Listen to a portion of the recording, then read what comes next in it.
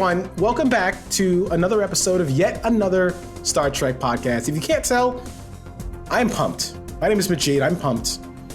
We're recording super early in the morning today. I just got back from the gym. I have a nice post-workout high, and I'm going to share my energy with my two cohorts, Drew and Brad, for the evening. Drew, you there, buddy? Yeah, I'm a little confused. I don't know who is this? This is Brad for the evening, Majeed. I have been so we've been doing this together this is our 14th episode. I have never heard this much energy from you the entire time that we've done this. Are you okay? What kind of pre-workout did you take? So if in the morning, somebody is like has you abducted, say banana, and we'll get help. Oh God, I did have. So thank you, Brad. That's a demerit. Anyway, so I'm up at 5 o'clock in the morning. Normally, I'm up at 5 o'clock in the morning, and I'm in the gym normally at maybe 6:15, 6:30. I'm in the gym. I'm start working out.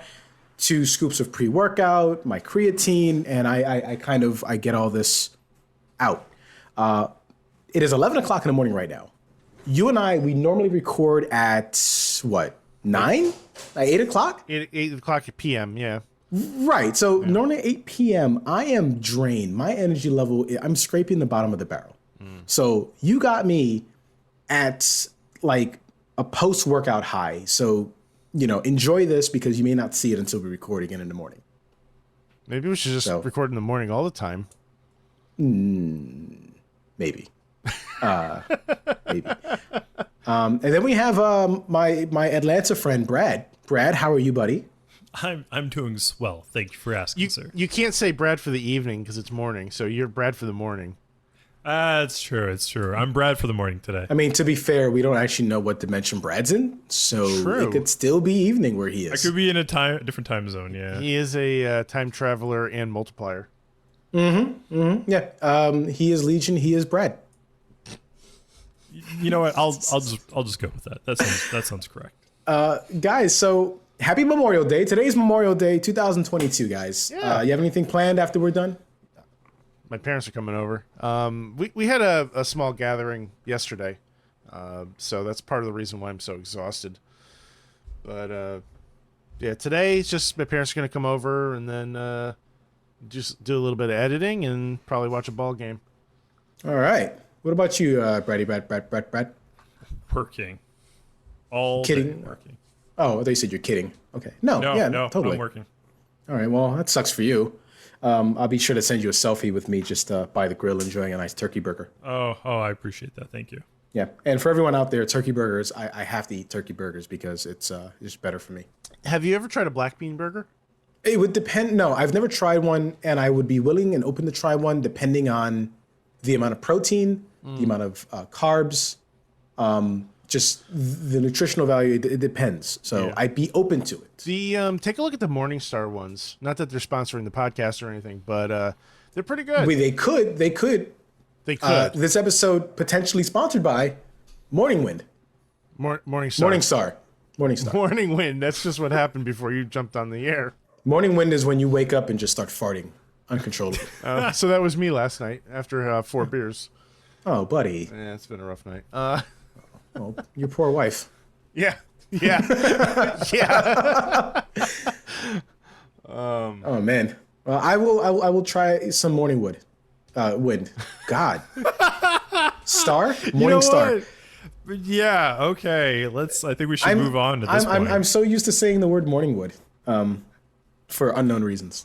Anyway, so I'm excited, guys. I'm super excited. I'm pumped. This week, we watched the first 2 episodes of Obi-Wan Kenobi, and we've been waiting for this for so long. It takes place in between episodes 3 and episodes 4, in a time where Obi-Wan Kenobi is in exile. Brad, do you want to? I haven't watched that show yet. Should we tell him? I think you may have watched the wrong TV series. Are we not talking about Obi-Wan Kenobi this week? No. Or Stranger Things, even though that got released too. Ooh, I have not finished Stranger Things episode or season 3. All right. Well, that changes I think we're things. watching a different, entirely sci-fi series altogether. Well, that changes things. I'm gonna have to pivot a little bit. Majeed, Brad, what's the name of the podcast? Yet another Star Trek and Star Wars podcast.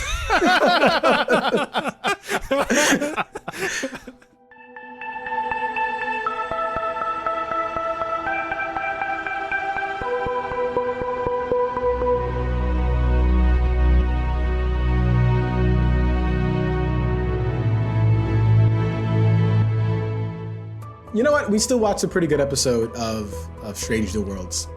By the way, guys, I don't want to, bury the lead here, but man, this series is so much better than I thought it would be. Agreed. I expected a good, solid show. I didn't expect a show that was going to be this solid. Star Trek has a history of having weak season 1, basically just in their entirety, right? And certainly not 4 back-to-back strong episodes. Mm-hmm. This is like knocking it out of the park. Yeah. I remember watching season 1 of Discovery and thinking, man, when is this show going to pick up? And for me, season 1 of Discovery didn't pick up until the mid-season break, where you kind of get that twist and it's a whole different show. With Picard, I couldn't even get through. I have not finished the first episode of Picard. But I'm all on board for Strange New Worlds. I feel like there's a certain amount of energy that Strange New Worlds really takes and pushes.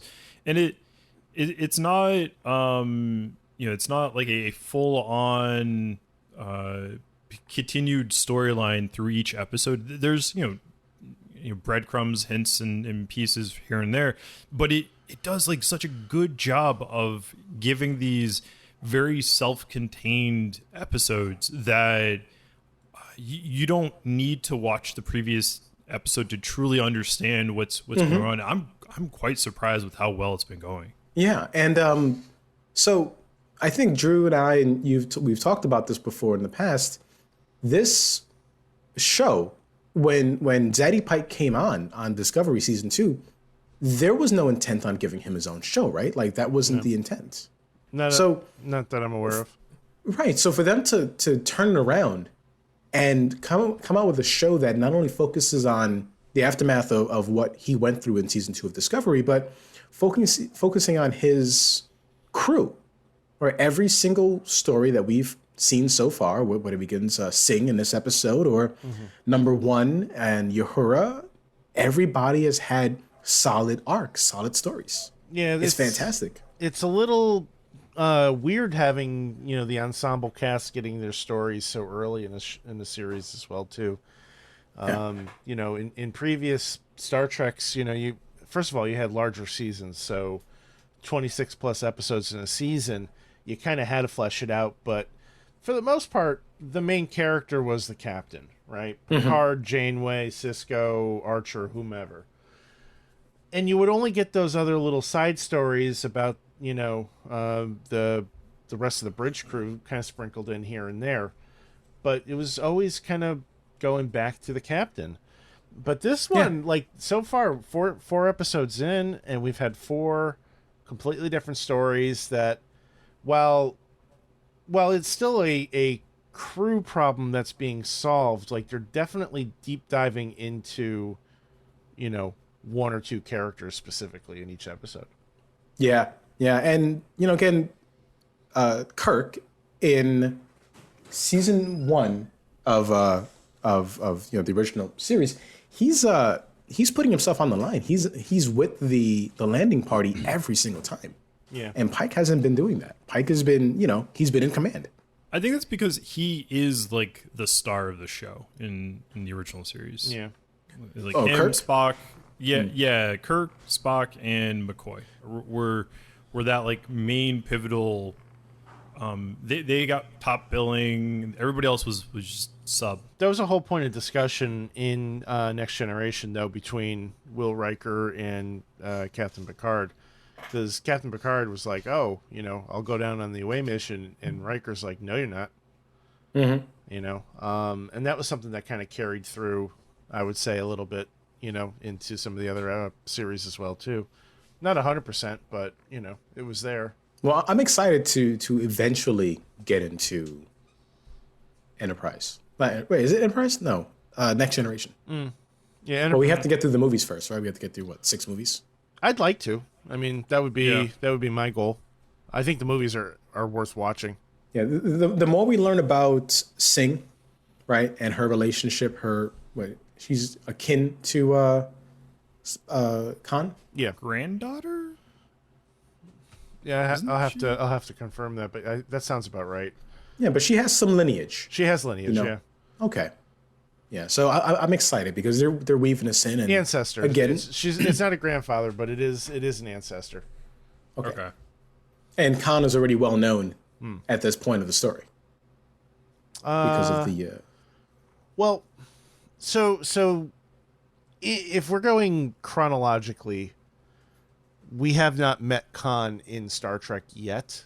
Mm-hmm. He'll be coming up on Kirk's Enterprise, which happens after this, but Khan as a character has already existed because he was like cryogenically frozen, and they basically thawed him out 100 or 200 years after he had been frozen. So it's a thing. It's kind of a thing. So without going into spoiler territory, but I am curious now that you said that.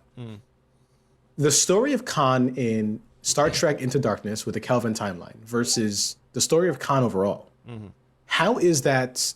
Is that similar? Is that the same? Did he have a crew of 100 people stuck in torpedoes? They weren't in torpedoes. No, they were on a ship. It was called the Botany Bay. Yeah, I thought the whole movie was Starfleet doing the torpedoes thing. Yeah. Well, weren't they launching the torpedoes at the Klingons or something? Yeah, because there was some sort of super weapon, if I remember correctly. Well, they were the super weapon. In the Kelvin timeline or the original? Kelvin. Gotcha. Yeah. Okay. Well, it's try not to think of the Abrams movies in these terms. I'm not saying dismiss them entirely because I enjoyed them. But when we're talking Prime Universe, those movies don't exist. Think that they just basically used the original series as source material and then changed a whole bunch of stuff. Yeah. Mm-hmm. Yeah. But remember that's my entry into the series though. That's how it got. Oh yeah. No, I would say other than the names, everything else has been changed. Gotcha. Right. Okay. All right. Some of the behaviors are similar, but for the most part, it's a bit different. Yeah, Sure. basically imagine if your first entry into the Marvel Universe was the MCU and not the comics. Isn't that basically your entry into comics? Is the MCU? Me? No, I don't read the Marvel comics. I don't really read comics at all. But you watched the yes. MCU though. I have, yeah. So that would be the same thing with for Drew. So it's the opposite for us then, because you and I grew up on comics, read comics today. Opposite. Right. Yeah, I told my wife we went to go see Doctor Strange, and again I won't do Doctor Strange spoilers, but she had issues with some of the themes in the movie. I won't go into spoilers, but she had issues with some of the themes, and she's like, "Well, I don't understand this. This is evil. This is demonic." And I'm like, "Well, in the comics, it's X, Y, and Z," and she's like, "Well, the normal person wouldn't know that." Well, that's why you ask. That's why you ask. That's what they're trying to do is to get you interested, get you engaged, to get you talking, to get you anticipating, the next move. But I digress. I'm sorry. We went off into a tangent. That's what we do. This is post-workout me going off into a tangent, and I'm sorry. I think you're actually causing time travel as we speak because you're talking twice as fast as you normally talk. So I see. I can actually see. How is he not getting a demerit for this? I can actually see. I can see two Brads forming in Brad's webcam because you're talking so fast, Majeed. That's just packet loss on Brad's side. How has he not been given a demerit for that, Majeed? Come on. Because I love him. more than you. To be clear.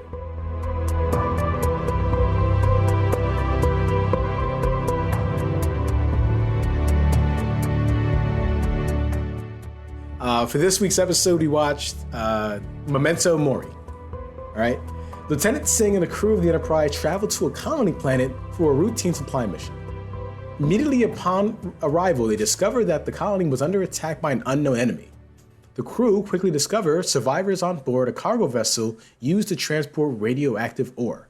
Unfortunately, they are forced to dock with the cargo vessel due to its protective shielding. While Singh assists the survivors off the ship, she realizes what happened to the colony. Quickly taking action, she warns the bridge, instructing them to raise the shields. Due to the cargo ship being connected, they are unable to do so and are attacked by the alien race known as the Gorn. I had to do research on the Gorn going in, well, after hearing that name, because I'm like, it's so familiar. You know what's funny? Like, I was kind of surprised by it. Like, all I know is I think they were in an episode of Enterprise, but I really remember from the original series, because that's like such a famous scene for when Kirk fights the Gorn. Were they in Enterprise? I haven't seen that episode. I think they were. Yeah. Apparently, the Gorn were a big presence in the Enterprise, but Kirk also fought them on the battle planet, the Arena planet. Yes. I think the title of the episode was called Arena. I believe so. Yeah. And that was what, season 3? No. Let me find out. Let's see if I can find. And by the way, didn't the Gorn alien race show up as a bounty hunter in the original Star Wars movie? Yo, that looks spot on, doesn't it? Pretty close. Arena's season 1. Season 1? Okay, great. So we will get to it at some point. Yeah. But but again, Brad, that alien race, right? It shows up in Star Wars, right? As one of the bounty hunters next to Boba Fett. Yeah. It looks spot on to that. It really Okay. does. Yeah. Franks can also confirm. Yeah, I feel like Franks is gonna get like your rage out. Right. Yeah, he's gonna rage out, and then He's gonna fall know asleep. specifically like the name of the species, that character's name, and everything. No, he's gonna fake it till he makes it. That's kind of his thing. And then come out with a dad joke about it. Were you surprised that we didn't actually see the Gorn this week, and did that make it better for you? I feel like it's kind of leading up to this will be a reoccurring enemy in the series, and I'm quite okay with that actually. Yeah. Because to me, like the Gorn is such a very like unknown enemy, and it gives them based upon the descriptions of being just killers, things just looking for meat to eat. It just gives them a certain impression that you don't really have to relate with them. And an enemy you can just fight. So, I mean, here's the thing that I was kind of concerned with, right? Like, the original series costume was a little cheesy, right? A little bit. I think it's well done, but for the 60s, I think, they did the best that they could. Star Trek has really evolved their makeup game over the past 50-something years, and their makeup teams have won awards for makeup in Next Gen, Deep Space Nine, all that stuff. So they have the potential to do like incredible makeup on the Gorn, and I am just terrified that they're just going to CG the characters. Yeah. Yeah, I was no, thinking that was the my same fear. thing. Yeah, that was my fear as well. So I'm quite glad that they didn't show them, not only because of that reason, but I think it was way more effective. They took like the Jaws approach, Yeah. The unknown enemy. Yeah, Yeah. and it worked. So did we see a CG enemy? So there was an episode where where Pike was over the communicator talking to an enemy. Yeah, it was the one with the comet. Yes, Children of the Comet. Children of the Corn. Yeah. Yeah, Children of the Children of the Comet. Children of the Comet. Yeah. Right. So was that enemy CG as well? I'm pretty sure it was. Okay. I mean, it looked well. It looked well done. I mean, they did a fine job, but it stands out when you Right, when you so- have these beautiful beautiful sets, awesome costumes, amazing special effects, and then you have a CG character. It just it loses something to me. Yeah, speaking of losing something, and speaking of sets, buddy, when we get back to the original series, Oh my god. I'm gonna be so upset looking at how dull the lighting and just the overall design of the ship is. Yeah. Compared to what they've done in Strange New Worlds with the bridge. Yeah. Like it honors what we've seen before, but yet it's so updated with the lights and all that. They brought it into the 21st century.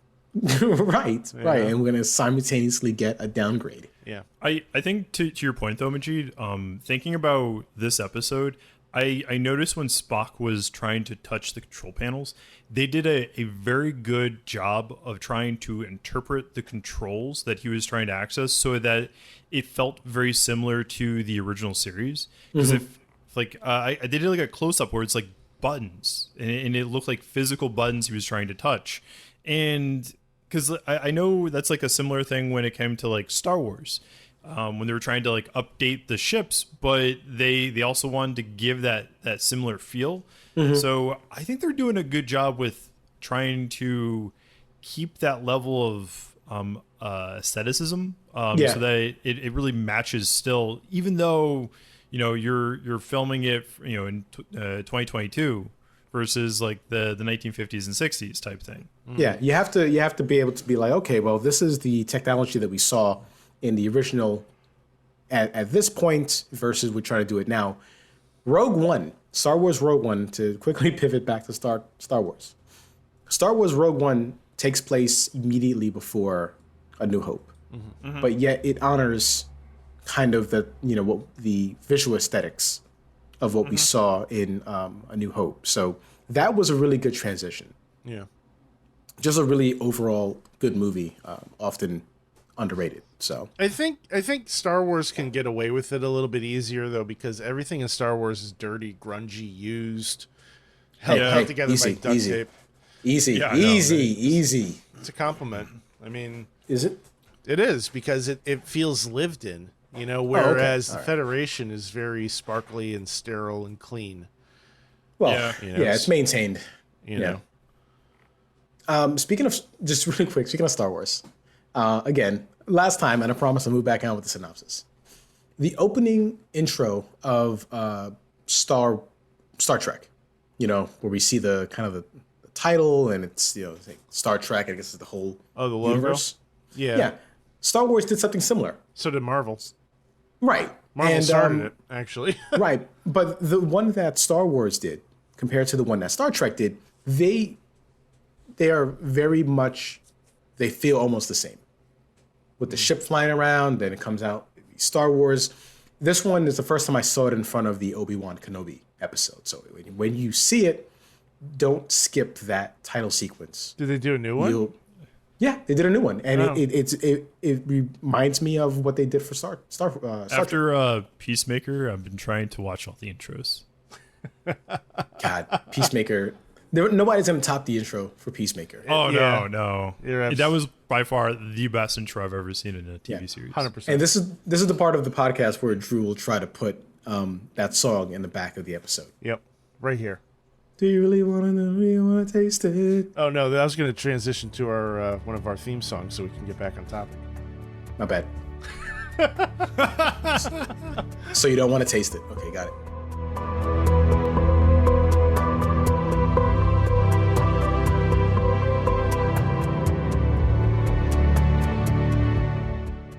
The Enterprise, badly damaged, head towards a brown dwarf that is being sucked into a black hole in an attempt to hide. However, this is only a temporary reprieve due to the Gorn ship following them.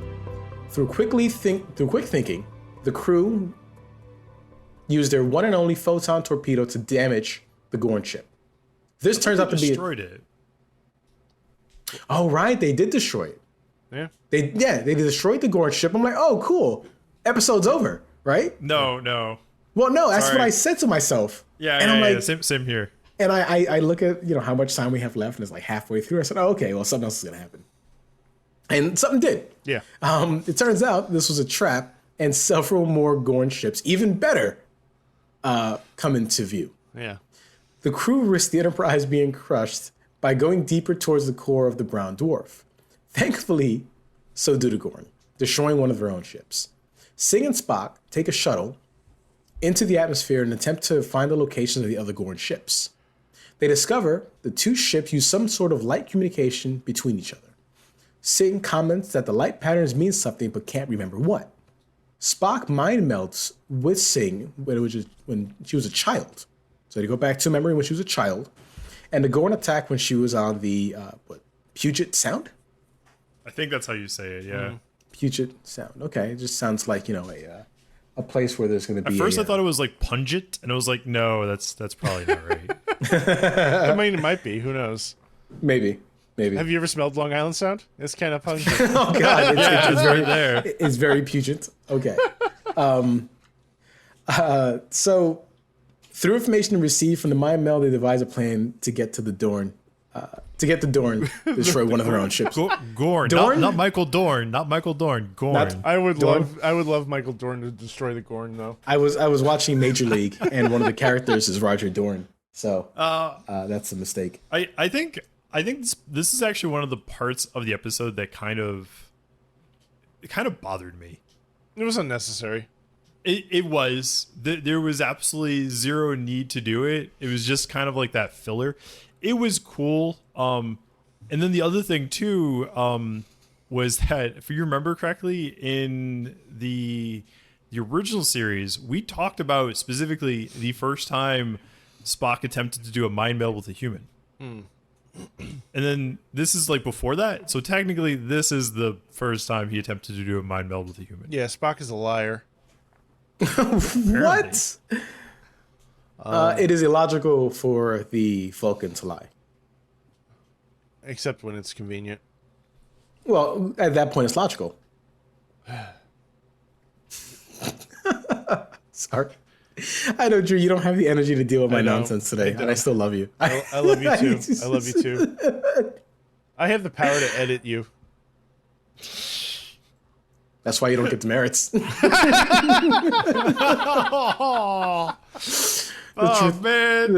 truth comes out. All right, so back on the Enterprise, they discover that the brown dwarf will soon be sucked into the black hole. Pike devises a plan to use this to their advantage, along with a device on board that will soon explode. The Enterprise heads towards a black hole while ejecting a malfunctioning piece of equipment, ultimately destroying and fooling the Gorn to think the Enterprise was destroyed, thus saving the day. Woo. I mean, saving the day is kind of, misleading, right? Because they would have lost. With a head-on. Oh, totally. Yeah, with a head-on battle, they would have lost. And if you see how damaged the Enterprise was, there was no way. They're getting their ass whooped. Yeah, badly, just really badly, like my legs on leg day. Anyway, to sum up this episode, the Gorn are brutal and relentless, and this was the first human mind meld. Brad, I'm sorry, I can't say this last line. Go for it, man. Go for it. Did you just add this? No, I totally did it. I did this I did this for myself last night because I loved it. I was like, oh, this is so wrong. All right. And according to Brad, if you're happy, you know it, clap your hands. I didn't hear the clap. Anyway, if you're happy and you know it, clap your hands. Clap, clap. All right. I can't believe you made me... Because the hand got crushed by the thing in the engineering. Oh! Well, we didn't even talk about Uhura and and what was his... I don't even know his name. Hammer. Hammer, Hammer? yeah. Hammer? Hammer gets his hand crushed, yeah. He does. You could have made a Will Crusher joke. Will? You missed it. There is no Will Crusher. Is that his name? Will Wheaton Crusher? Wesley. Don't do this to me. Cut that. Cut that. So guys, what do you think of the episode overall? I was quite surprised with this episode. Honestly, like it took me way more surprised than I expected. I I was going into it first off, like I was expecting this to primarily be about Pike. I thought, if I remember correctly, this was that was more of the description that we had last time. But it was Singh instead for as far as that main point. And I was very happy with how that went. And then the other thing too is that when they focused on her, I was also expecting it more on her ancestry with Khan. But they didn't, which is actually a very pleasant surprise, and it was more on her own personal history rather than overshadowing with Khan. Yeah, I mean they've kind of just like they've acknowledged the fact that she's a descendant of him, but they haven't really leaned into it as like a writing crutch yet. I'm still waiting. I'm happy about that. I am too, but I'm also kind of like waiting for the hammer to drop, if that makes sense. You know, like I have to imagine like there's a reason she's got that name, right? So we're gonna find out sooner or later. There's something going on there, and it can't just be like, oh, you know, my great grandfather was kind of a dick. You know, that's not gonna suffice. So we'll see. But as far as the episode goes, really enjoyed this one. I don't think I've been this tense with a Star Trek episode in a long time. Yeah, it was tense. I mean, you know, again, you know that everyone's going to make it out. Of course. And by the way, a red shirt did not die, right? There was a blue shirt. Yeah, I think so. Yeah, it was. We're still not doing so great on the Sam Kirk is Kenny theory. He's still in a coma. He's in a coma. Did he even show up this episode? We haven't seen him since he got launched across the comet. Yeah, he's still in a coma. There was a lot going on. So we had the main A storyline, which was the attack by the Gorn, and them playing, hide and seek. We had the B story of Uhura and Hammer, and then we had a C storyline of number 1 and Dr. Magunto. What is his name? Mbatu. Mbenga. I was so close. That was my third one. So we had the A, B, and C storylines. And I didn't care much at first about number 1 and Mbenga. And then I was like, oh, that's kind of sweet. You know, he gave blood to help her. But didn't we establish that she can just heal herself with light? Apparently, it's not just with stabby things or something. I don't know. Well, no, because it was like too deep, and she wasn't able to recover. Phrasing. but I did find it interesting with like Nurse Chapel, and when they were trying to talk about helping number 1, Mbenga was kind of like, oh, you had an interest in, what was it, ancient like healing techniques or something like that, referring to as like our methods are a lot more barbaric compared to theirs. Yeah, so that's something that Star Trek does quite a bit. It's like, oh, when they refer to something in our time, it's ancient. And it's just like, come on, you don't need to do that. Just because you're 400 years in the future doesn't mean that, you know, a suture is ancient. Dude, you teenagers these days are like, man, it's 10 years old. That's ancient. I know. It's... Stop. Don't do that, because you're living this right now. Right. We not me. All of us are living this right now. Mister, I have all these Nintendo 64 games, or what was it? TurboGrafx, right? TurboGrafx. TurboGrafx. What is it called? Don't read that sign. I mean, we're all going through it. You know, the classic consoles for us are NES, Super NES, Genesis. PlayStation's now 20 years old, right? 25 years old. We're living it right now. That's all ancient. If I showed it to my daughter right now, she's not gonna like it. Payphones are non-existent in New York anymore. Yeah. You know, where does Superman change? And where does Clark Kent change into Superman? We don't know. We don't have these answers anymore. Do you even have a house phone anymore? Like, I don't. No. There's no landline. What's the point? Right. My cable company is like, hey, you know, try Optimum Voice. No. Why? What's the point? I saw a meme the other day. It was like, hey, I'm just gonna fax it over to you. And the guy's like, I'm sorry, I can't accept faxes where I live. Well, why not? Well, Sharon, I live in 2022. I don't accept faxes in 2022. Yeah. Sorry. Listen, the whole ancient thing, it hit me too. I get it. It's like we said before, old man yelling at the clouds. Right. Yeah. How'd you guys feel about the submarine battle around that dwarf planet? It was tense. Right? It felt Yeah, like it was. like we've in modern Star Trek, we've so often gone to, you know, the very action-packed fight sequences, and they're fun to watch, but there's just something about that submarine battle. And this is like straight out of Star Trek 2, Brad. I know you remember that. Yeah. It really reminded me of, what was it, Hunt for the Red October? Very much so. And it did a very good job in portraying the tension and not making it overly comical. Because that's one of the problems that I've found in previous Trek episodes when they do stuff like that. It's like it's a waiting game and they're just like super intense, and it feels very off. Yeah. This one didn't. Like, honestly though, like watching this entire episode, it felt like a mini movie. It really did. Yeah, it really did. The pacing was excellent. It moved along. The stakes were high. The stakes were high, but they weren't unreasonable. Like if Hammer died,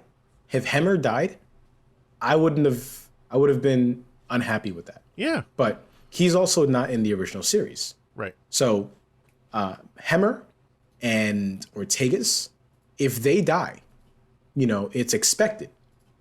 It's just a matter of when, for me. Because to me, they're not in the later episodes. They're not in anything. They might have just gotten reassigned, though. That doesn't mean anything.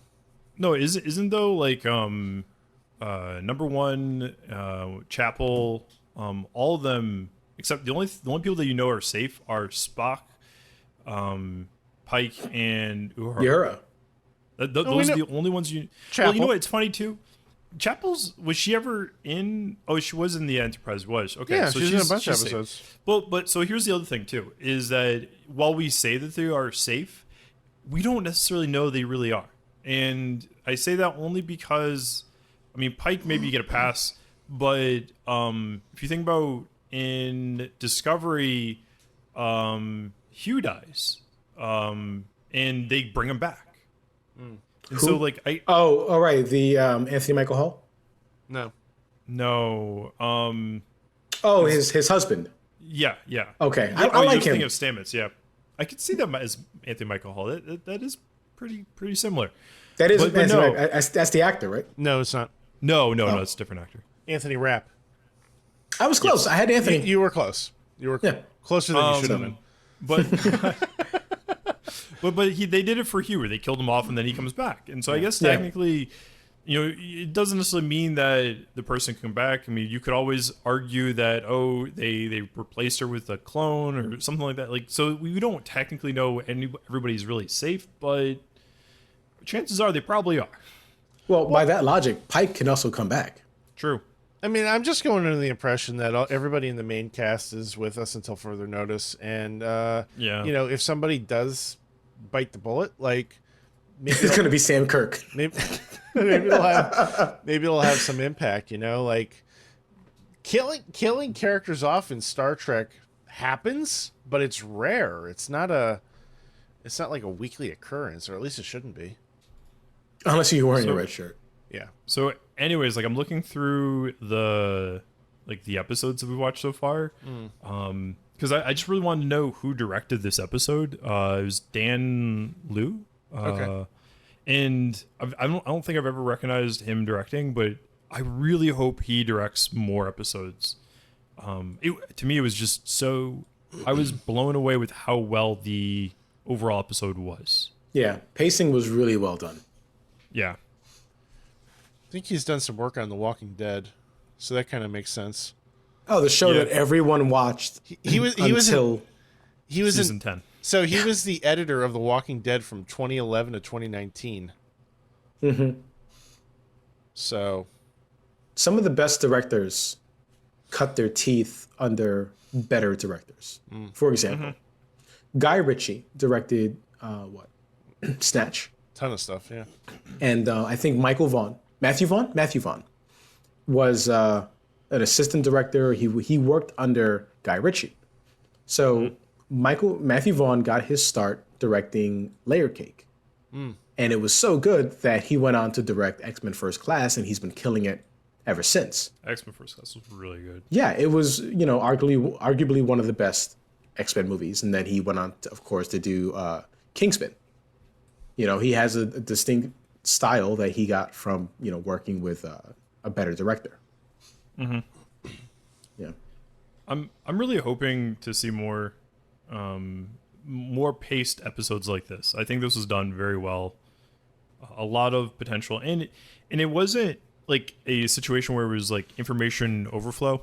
And you know what too, Drew, is to thinking about Discovery, you would have like the bridge crew, and you almost knew nothing about them until like season 4, right? Right. And I feel even like the unknown characters, because there's this one guy that's on the bridge crew that we've seen a few times, and like, I think one blue shirt guy who died like pushed this I don't know what rank he is, like pushed him out like through the doorway to save him. Chief.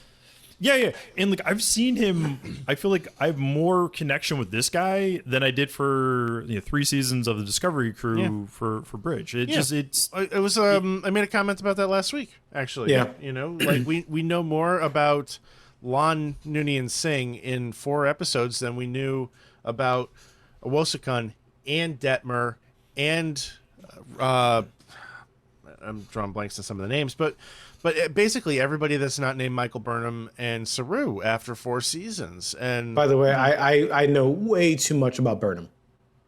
Yeah. I don't know. I do like how Burnham is not a main topic in this show for Spock. It occasionally comes up in passing. He talked about her once. He talked about her in the very first episode.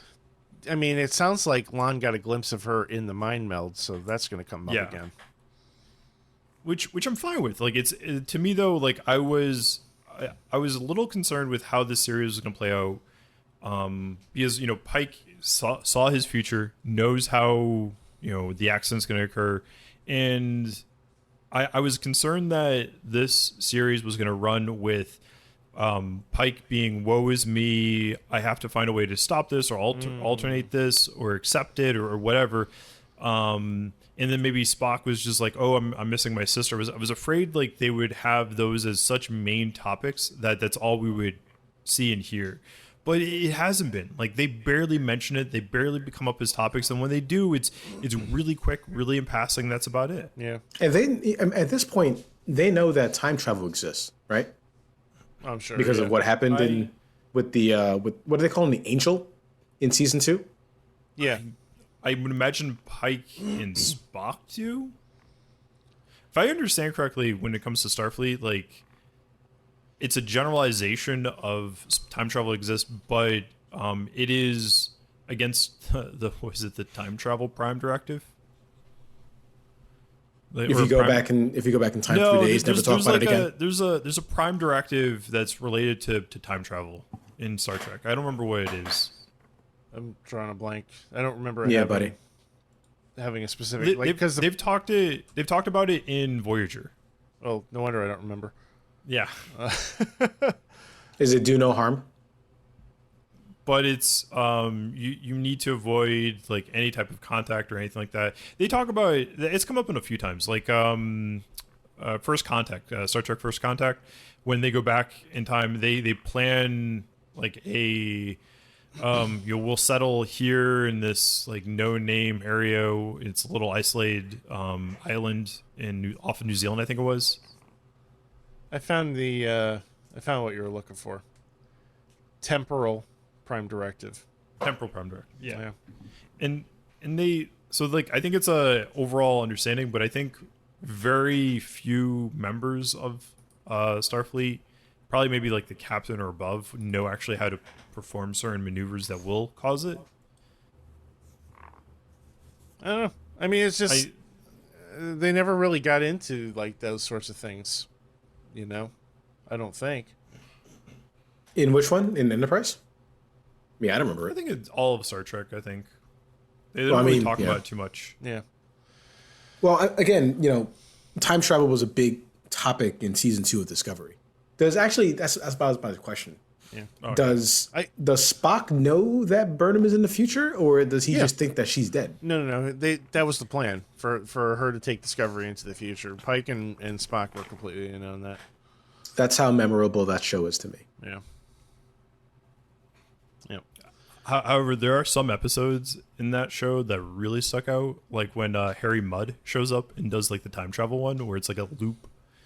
And Groundhog Day. Space Whale. Yeah. Groundhog's Day, Space Whale. Right. I enjoyed those episodes, but yeah, Strange New Worlds. Let's stay on topic. I think that kind of connects to Strange New Worlds, Drew, is that like that episode was such just a self-contained episode that it reminds me so much of Strange New Worlds, where these are so far been very well done self-contained episodes. Yeah. It's a good point. It's kind of interesting because for such a serialized show, that one does kind of stand out now that you mention it. Hadn't really thought about that up to this point.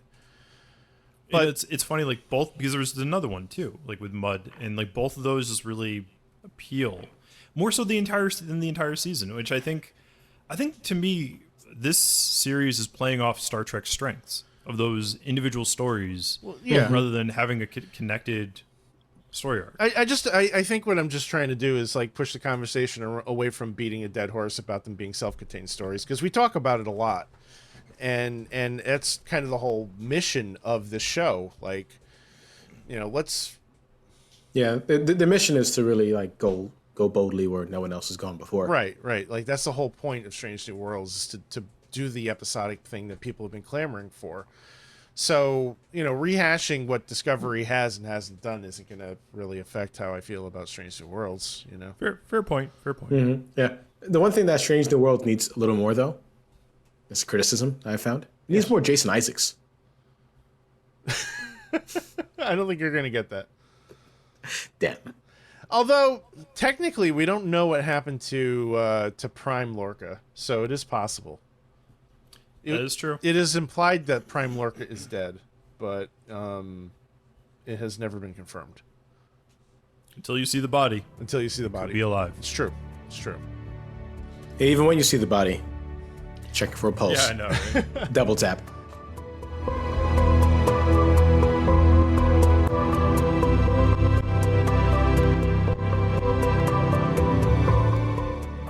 Hey, let's talk about this storyline with Uhura and Hammer. What you guys think of that? Thought it was sweet. Thought it was man, the actress that's playing Uhura is killing it, man. She hasn't turned it. Yeah, every time she's on screen, it's just it's energetic.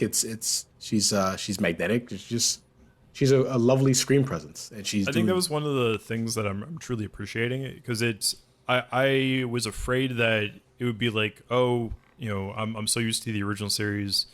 Michelle Nichols. Nichelle.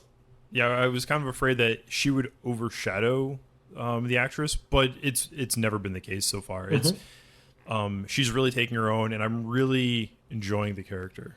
Yeah, this is the third actress that we've had for Uhura, and so far it's the performance that I know more about. Yeah, I mean, I really try to keep like the Abrams movies kind of separate. Yeah, they're playing the same character, but they're really kind of not. Like, this Uhura is supposed to become the one that we're watching in the original series right now. Mm-hmm. They are one in the same. They're just played by two different people. But to your original question, Drew, like, I really like the interaction between her and Hammer, and I'm looking forward to get to know Hammer more. Me too. He's such a very unique character, I feel, that they don't like. I think there's a lot of opportunity with him. I agree. And he's the actor that plays Hammer is actually visually impaired as well, right? Yes. Yeah, he is. Which is a nice touch. Yeah. Which I found really, like, because I was keeping that in my mind when they were doing that scene with him walking down the hall. and I'm like seeing like there's like this wall of glass that's like he's walking by, and I'm like, man, I wonder how they helped direct him, make sure like he didn't like bump into the wall. Well, I mean, if you've been visually impaired for a good chunk of your life, you're probably going to know how to navigate around the world. I have a friend that's losing his eyesight. He has a eye disease called retinitis pigmentosa, and basically his peripheral vision is deteriorating more and more. Eventually, unless they can find some sort of a cure or a way to reverse it, he'll be completely blind. And a lot of the stuff that he does is by feel, but like when he's in his house, like he just knows where everything is. Everything is in a spot, and he can walk around that, navigate comfortably. It's when he's in strange places that he's not familiar with, that's when he starts needing help, whether it's by a cane or a guide or whatever the case is. So, and that's, I think, the reason why I was kind of wondering that is because this is a set. The set's changed. They rip them apart. They move them around, and like to me, like it was without was flawless. But like you also don't know how many takes. Well, they're also predictable too. Like he has an opportunity to walk through the set, and like he only when they're walking through a hallway, like it's a straight shot, right? Maybe it has a curve to it, but all he has to do is walk forward. He doesn't have to worry about jumping over stuff. For the other stuff, though, like they're blocking off those scenes for cameras, they're resetting them, so he doesn't need to necessarily traverse like over a ton of things to get from point A to point B within a scene. They have rehearsals. They have to hit their marks. So there's a good chance that he just kind of knows. I'm not criticizing him in that sense. I'm just saying I'm impressed with how seamless he was in that scene. Oh, sure. Yeah, gotcha. That's what I was trying to convey. I guess I'm trying to like downplay it. I'm like, don't give him. I'm like, don't give him any credit. No, I mean that's how it's coming off. That's not how I necessarily mean it, but that's kind of how it sounded. Hey, by the way, I still don't like Ortega's. Yeah. I still don't like her character. I think she's cocky, and she hasn't, in my mind, earned it. That could all change if she has, a backstory. Well, but, I mean, I'm sure we'll get to it. We're getting there, I assume. I hope so, because again, I everything she's done so far just comes off, cocky, and it's not. It's for me, it's not earned. I don't think cocky is necessarily bad. I just think it's just bad one-liners. I mean, so far we've gone through Pike, Uhura, number one, and Singh, right? We still have Spock, Chapel, Ortega's, Mbenga, and Hammer. Yeah. Mbenga, I hope we get more of Mbenga because we had a tease of his backstory. We don't actually know too much about him. Right. Otherwise, I hope we get more. Yeah. But again, I know more about Mbenga, who's been in maybe 2 or 3 episodes, really, with a limited amount of screen time, compared to Ortega's, who's had more screen time. I like Mbenga more. He seems more human, less less of a jerk. I don't see her the same way you do, but I understand what you're saying. Mm-hmm. Yeah. right. We have diametrically opposed opinions on Ortega's, just like we had difference of opinions about those kids in what episode was that of TOS? Was it Knock kids. Knock? Yeah. Oh. God. My God. All right, Kirk should have Vulcan punched him in the face. He should have. Yeah. I would have applauded that.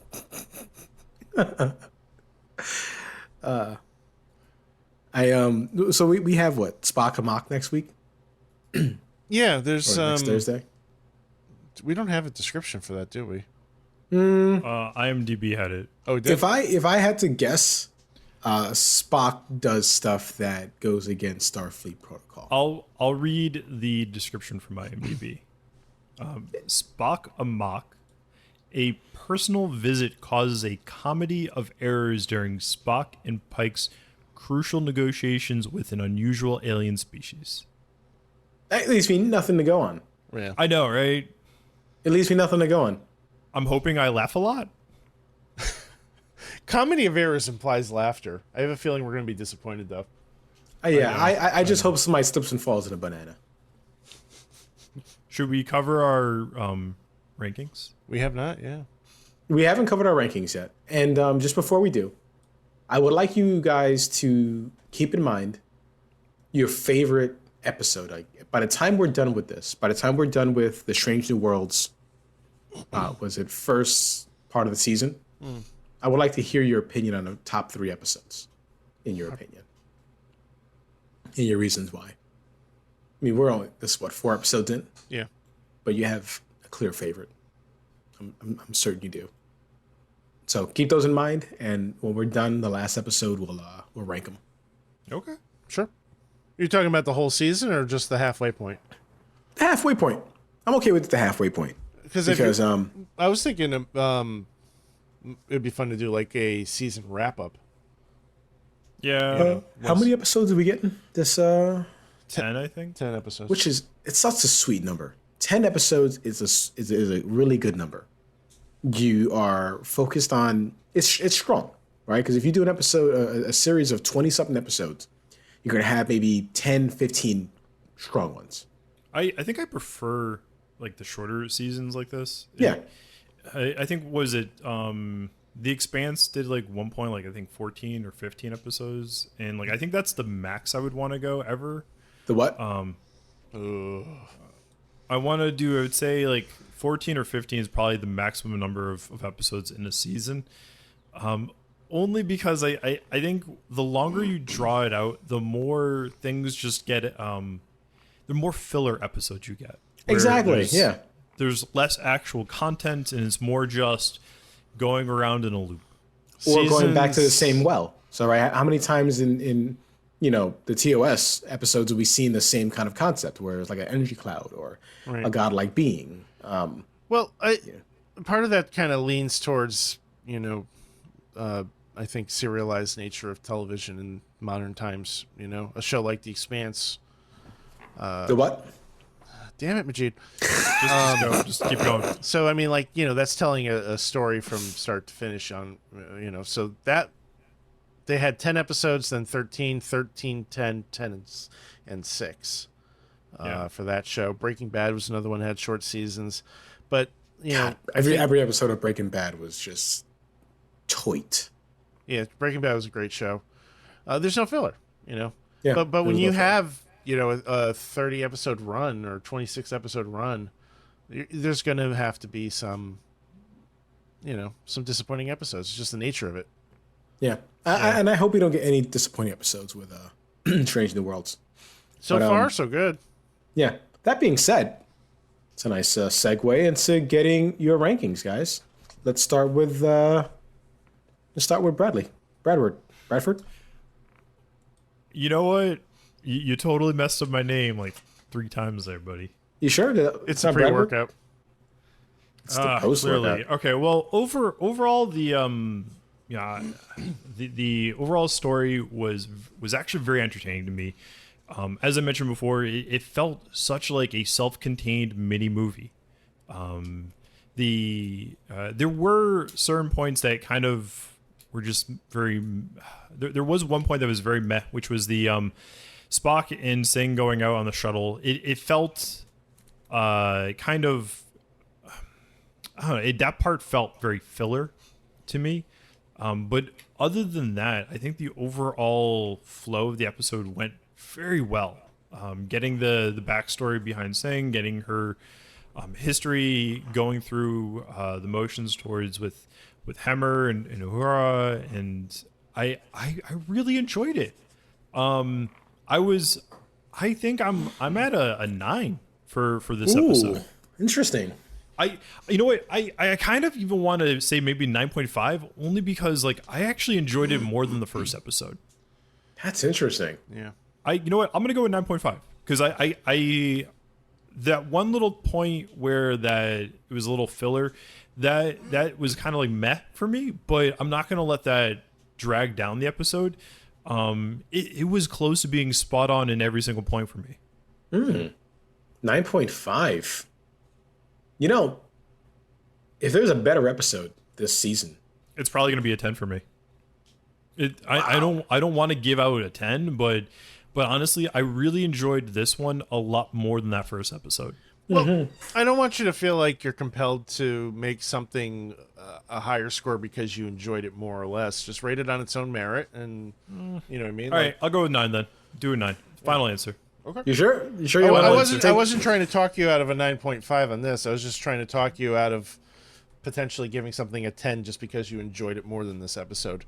No, I think You know what I mean? that's the point though. Is like I enjoyed it a lot, but no, 9 is my final answer. I'll go So with 9. So 9.0. 9.0. Yes. Okay. You sure you want to split the difference? Do 9.25. Drew, what was your answer? I'm going with a 9 on this one. I really enjoyed this. I liked it for different reasons than the pilot. But this is like everything that I love about Star Trek, right? You have action, you have a tense situation, you have people working together using Star Trek science to figure out a problem, drawing logical conclusions on how they can defeat an enemy that they're struggling to defeat or deal with a problem that they're struggling to deal with. Everything that they did makes sense. They had this awesome submarine battle surrounding a black hole and a dwarf planet or whatever. We had this awesome side story with two characters that are being highly developed each episode, Hammer and Uhura. And I really like that, the whole engineer talking the cadet through fixing a problem and how she's reacting naturally to it, and how this, crotchety old man, for all intents and purposes, is, showing patience and kindness and guiding her through fixing the problem in his own way. He's showing that snarkiness and that hard edge, but still has a soft side too, right? He's not all pins and needles, I suppose. If I would watch this episode anytime it was on, I would not skip this episode. Loved it. Loved it top to bottom. I think it's a different 9 than the pilot, but it's still a 9 nonetheless. I'm so happy you guys are that high. It doesn't make me feel bad for my score. He's gonna give it a 5. You're not gonna ask me, are you? No. I'm waiting for you to say, "Hey, Majeed, what are you gonna score?" What did you think? I mean, you technically are hosting, so therefore you're the one that's supposed to take initiative. It took you a while to say that, so you get a demerit. Maybe he just wants us to interrupt him. Like last week when I was hosting, I tried to give my score for like 25 minutes. I love that. It was so funny to me. It's just to see the look of frustration in your face grow and grow and grow, and so you edit me out the entire episode. But I'm giving the episode a 10. Wow. I'm going there. Yeah, I'm going there, man. Listen, so Drew has his way of gauging each episode, right? So if the episode was on, he's scrolling on TV, is he gonna watch it? That's Drew's thing. My thing is, if the episode's on and I'm on my phone, am I putting my phone down? I like that. Yeah. So my phone was down the entire time. Mine was too. I can't tell you how many times like I would throw something on the TV and just be like flipping through my phone the entire time. Yeah, but exactly. That is such a pivotal moment nowadays, because you're just like, yeah, you want to watch it, but you're just like, I'm not so interested in it that I'm gonna give my fullest attention.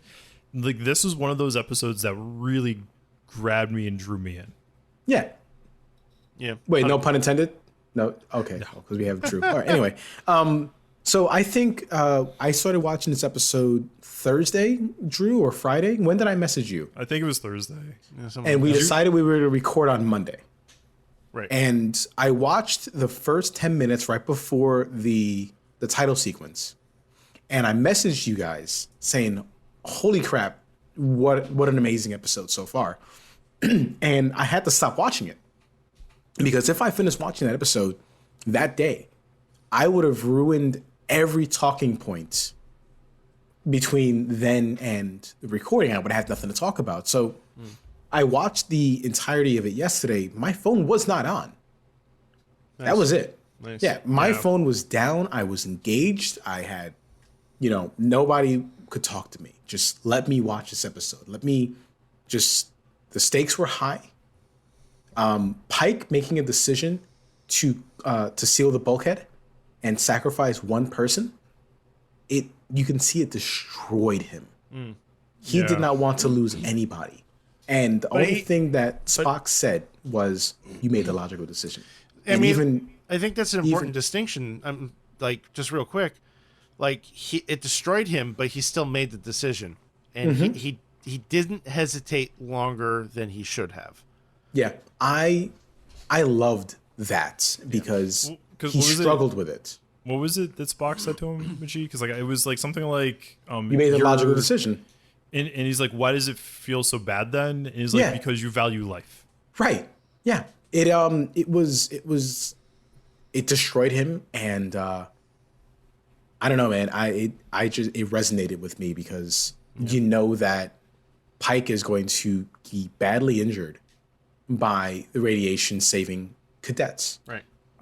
I know this is going to be very probably premature for me to say something, but like so far this series has been really turning out to be one of my favorite Star Trek run series. I would agree. Yeah. And I mean, if it keeps the pace up, even with last week's episode, like that was probably the lowest so far. If we get more episodes that are on that par still, like it would be a very good series. Yeah. Yeah. Yeah. This is why I will stick to my guns and I will give this a 10. We're not talking you out of it. No, totally. And again, that's why for a second I'm like, should I give this thing a 10? Should I, stay the course and give it an 8 or a 9? And then I see you guys, obviously in line with me, so I'm not too far off from you. No. But a 10 just makes sense to me. There's no part of this episode where I just kind of rolled my eyes. Yeah. The parts with Uhura and Hammer, it was emotional. It just worked. Every part of this episode worked. So it was a 10. Even the like the least favorite part of the episode, it wasn't that point where I was just like, oh come on, like that's so ridiculous. It still worked. Right.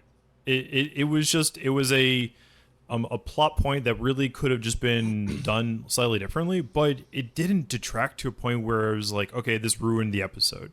I just caught a post on Reddit where somebody called this a Memorial Day Gorn submarine black hole medical drama infused with more PTSD than you could shake a stick at. That also develops characters and interpersonal relationships. I can see that. So you know what? Let's just call it Hunt for the Red October. Yeah. Yeah, that was another thing. It was, Singh didn't want to wear the memorial badge. And then at the end, she wore the memorial badge. I wonder if they planned it that way, knowing that it was going to be coming out like right before. It's possible. Maybe. Yeah. Can you at Anson Mount and ask him? Sure. We can try. We can add anybody. I mean, he seems like the kind of guy that would respond. Like, Zaddy Pike seems like the guy that is nice to fans. Yeah. So he's very active on Twitter. Yeah. Good. So maybe add him, and we can take bets on how long it'll be before he files a restraining order against us. But guys, next week we have Spock Amok. Spock Amok? I don't know. It's a good question. That's what it's pronounced, right? And there's a comedy of errors once the negotiations happen with a alien species. What exactly is a comedy of errors? People fall on bananas.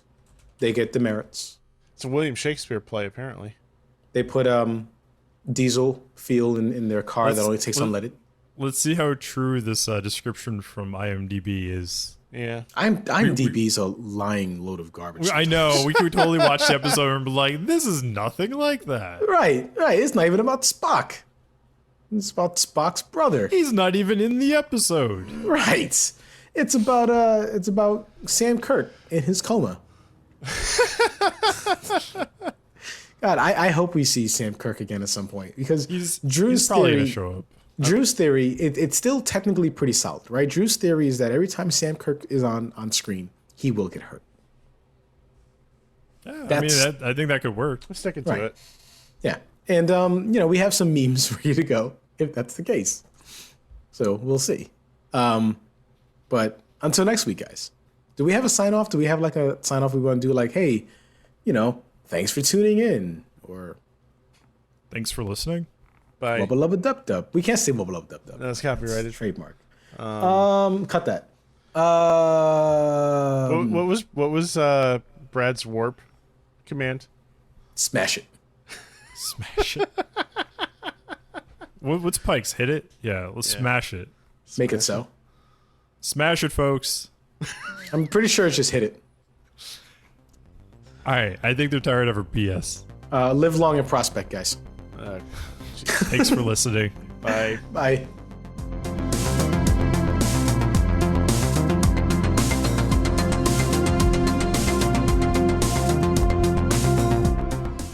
Hey guys, thanks so much for tuning in to another episode of yet another Star Trek podcast. We love what we do, and we thank you for coming on this journey with us every single week. As you know, yet another Star Trek podcast is part of the Retro Sessions Network. This episode was recorded on Memorial Day 2022, or May 30th, 2022. It's hosted by Brad, Drew, and myself, Majeed. As always, Drew does all the edits for us to make us sound good, and Brad, he does all the synopsis reads in writing for us. And me, Majeed, I take care of the artwork, most of it. Our music, Warp Speed and To the Stars, is written and performed by William Grobelar Music. Be sure to check him out on SoundCloud. We'll have a link in the show notes. Any additional artwork is provided to us by George Ratau. You can find him on Fiverr, and any additional links for him we'll also put in the show notes. Would you like to reach out to us and talk with us on social media? We're just about everywhere. TikTok, YouTube, Instagram, Facebook, at yet another ST Pod. Or if you want to send us an email, just fine, people still do. In that case, you can reach us at yet another stpod@gmail.com. Next week, we'll be watching Spock Amok. Watch along with us on Paramount Plus or however you get your Star Trek content. Be sure to let us know what you think of the episode. And if you want to support the show, the best way to do so is to write a review and rate us on Apple Podcasts, Spotify, or anywhere you get your podcasts. Also, subscribe. That's pretty important. Thanks again. We'll see you next week. Live long and prosper.